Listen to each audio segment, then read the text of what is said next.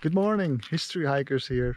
We are in Montségur, very famous castle. The last Cathar castle to fall in the Albigensian crusade.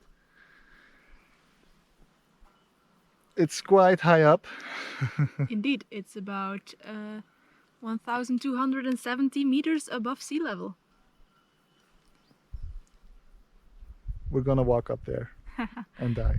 And die. Well, we wouldn't be the first because over 200 Cathars died here in one big pyre that lasted for 3 days.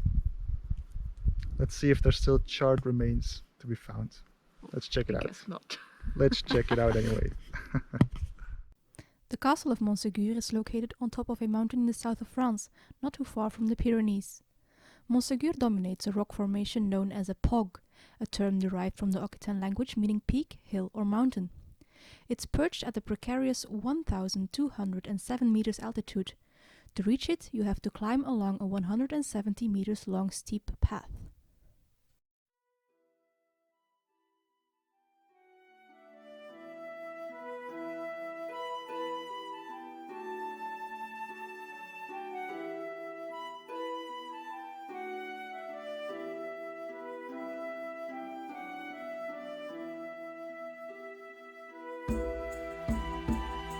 The name Montségur is derived from the Latin Mons Securus, meaning safe mountain.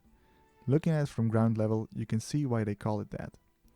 The area around the castle was already inhabited during the Stone Age, and there's also evidence of Roman presence found near the site. Despite this, little to nothing is known about the fortress until the Albigensian crusade in the 13th century.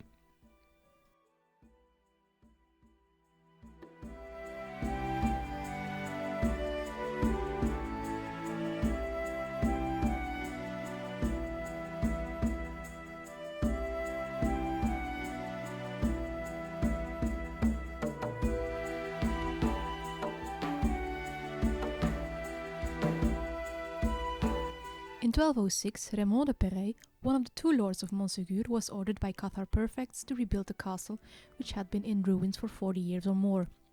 This was a couple of years before the Albigensian crusade would begin in 1209. It became a hotspot of Cathar activity, even becoming the seat and head of the Cathar church in 1233.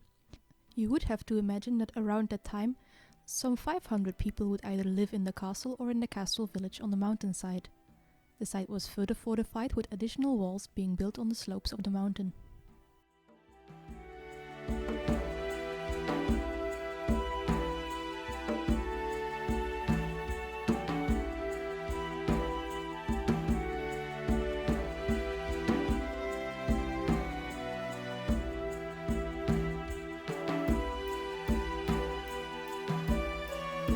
For once, it wasn't Simon de Montfort who would conquer the castle.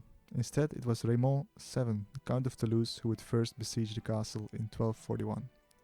Raymond, like his father before him, had been fighting the Crusaders for decades, and only recently had made peace with the French crown to save his own skin.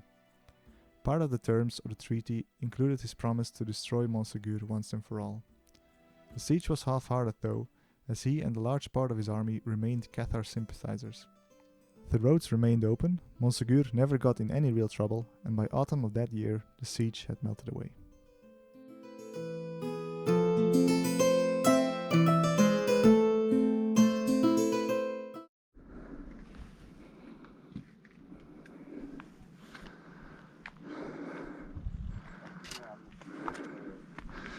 Getting closer.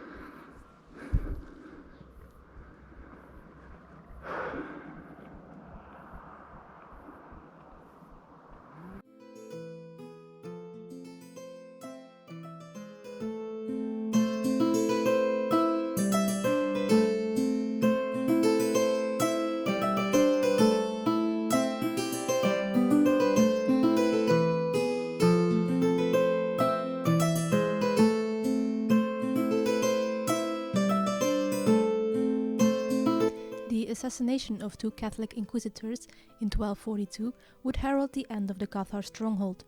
This event was the final straw for the French king, who vowed to make a definite end to Montségur, symbolic of the Cathar resistance. The siege began in May 1243. An army of 10,000 men would amass around the stronghold, facing just a couple of hundred defenders in the castle. Despite the odds, the siege would last for 10 months. In December of the same year, the attackers were able to occupy the Roc de la Tour, which was a manned outpost at the other side of the mountaintop. From here, the Crusaders were able to set up their siege weapons and pelt the castle walls with stones. After a few more months of this bombardment, the defenders were forced to surrender.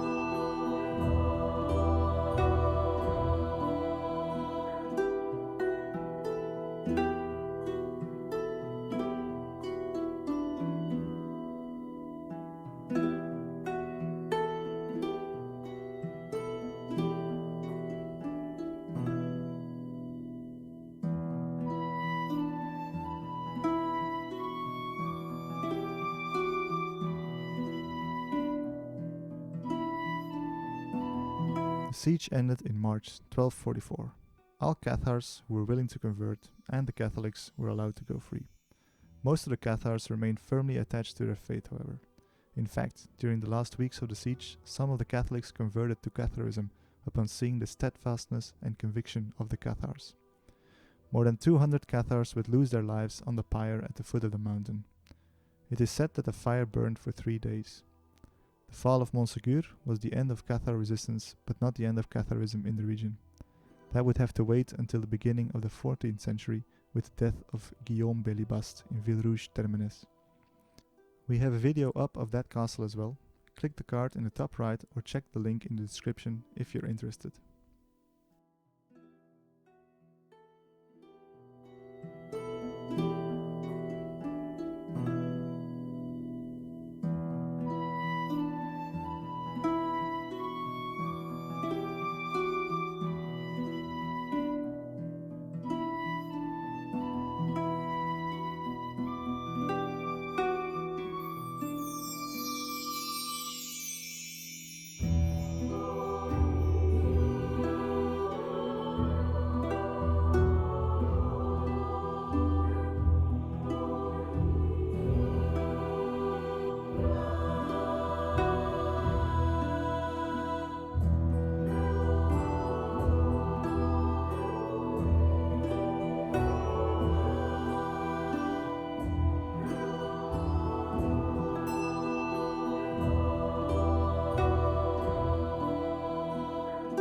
The castle itself consists of a courtyard surrounded by thick walls and a keep on one side. In the courtyard would have been the living quarters and storage buildings. You can still see the holes in the walls where would have been the wooden beams carrying the upper floor. The garrison was stationed here. The keep or donjon would have consisted of 3 stories, but nothing remains of the 3rd floor. It would have been accessible from the 1st floor via the battlements or from a door protected with a retractable ladder.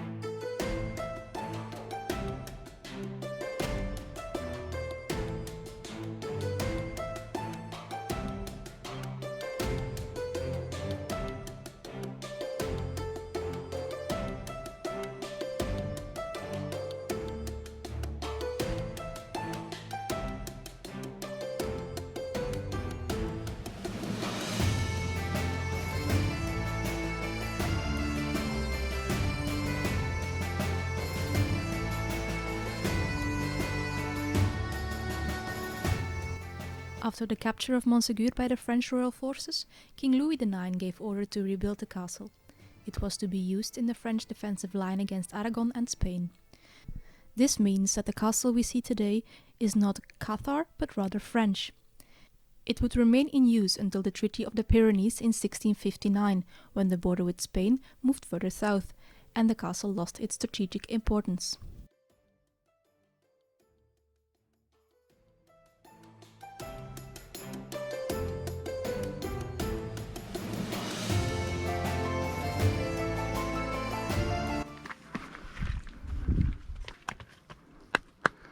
I touched the castle.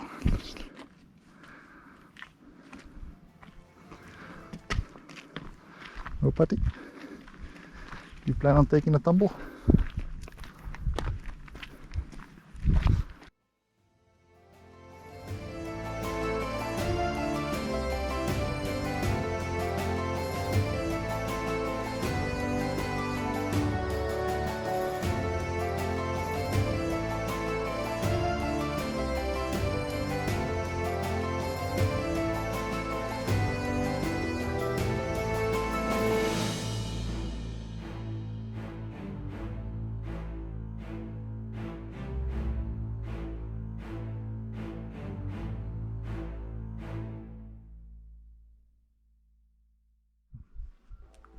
Look at the staircase, very stable, balancing on this rock.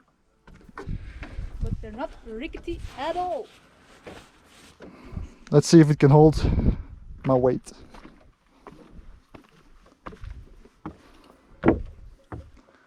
Looks like it can. Oops. Timer. Ooh. Awesome. I think I'm gonna go for a... Nope, we're not at the score yet.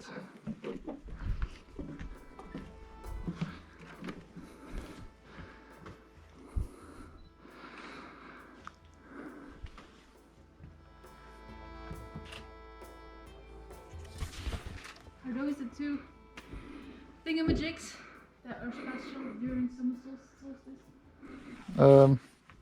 Probably. Whoa! I'm alive. Oh, it's like it's missing a step here. There's supposed to be 2 arrow slits, I believe. There's only one. Or these, maybe. These. Yeah, I think it's these. And they probably make a pattern on the wall. If people don't understand what we're saying, it's because these 2 arrow slits at summer solstice bring in sun and create some kind of strange pattern, which makes people believe that the Cathars were some kind of sun-related cult. But they were not, since They were this not. was built when they were all long dead. Yeah, the castle has 3 There phases. are 3 versions of Montségur. Of Montségur 1, we know absolutely nothing except that it was rebuilt into Montségur 2 after the Cathar Council. So they were like, well, yeah, you Lord, you rebuilt this castle, and he did in 1206. And then Montségur became like the main central castle for the Cathars. It was a center for religious, both and political life. And as Dries said before, it was the last stronghold of the Cathars to fall. And then after it fell, it was reused by the French, who claimed Montségur. The French king Louis IX, who gave orders to rebuild Montségur to protect the southern border against Aragon and Spain. And then, when in the 17th century the border of France and Spain moved further south, it lost all strategic meaning, and then it fell into decay. Probably was used as a quarry, as most castles do.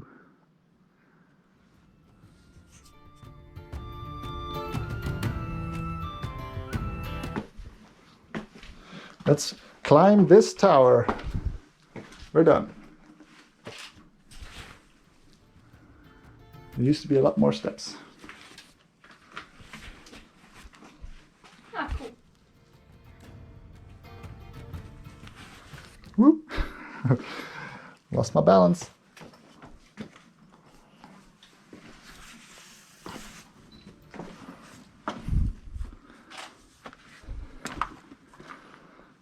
Looks like people are burning candles here and putting a cross here. Necklaces. Necklaces.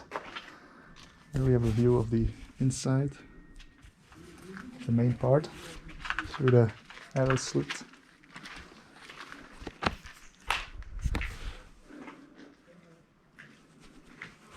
Looks like this room used to have a vaulted ceiling.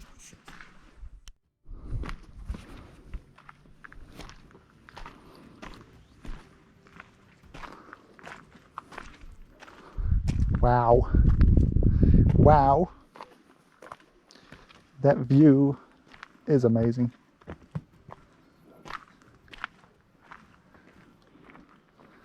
That scar.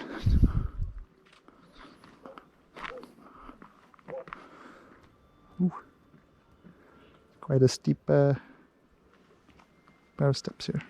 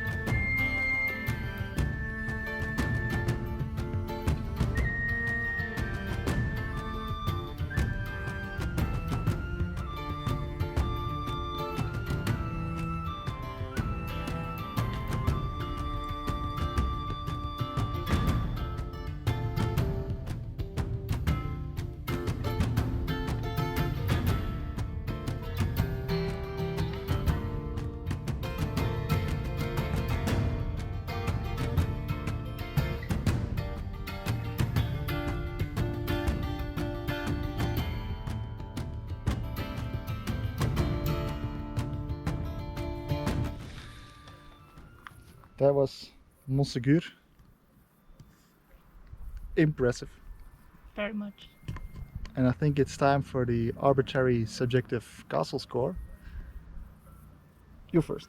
Me first. Oh, that's a change of plans. Well, it certainly is not comparing. Well, you can't compare it to Carcassonne, in fact. But I would almost like it to score as high. Maybe like a 9.5, because like the views are impossibly amazing, and you can just walk around the castle, climb half a stair, walk the remnants.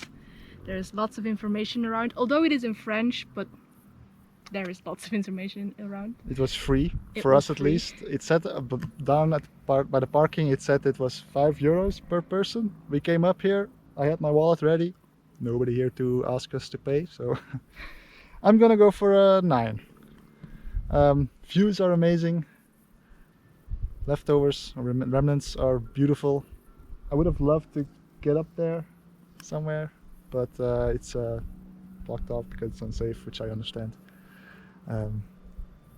Yep, 9.5. Definitely come check this out if you're in the area, I'd say. We were the History Hikers. Like, comment, subscribe, and all that YouTube stuff without his face, ugly face. And until next time, bye.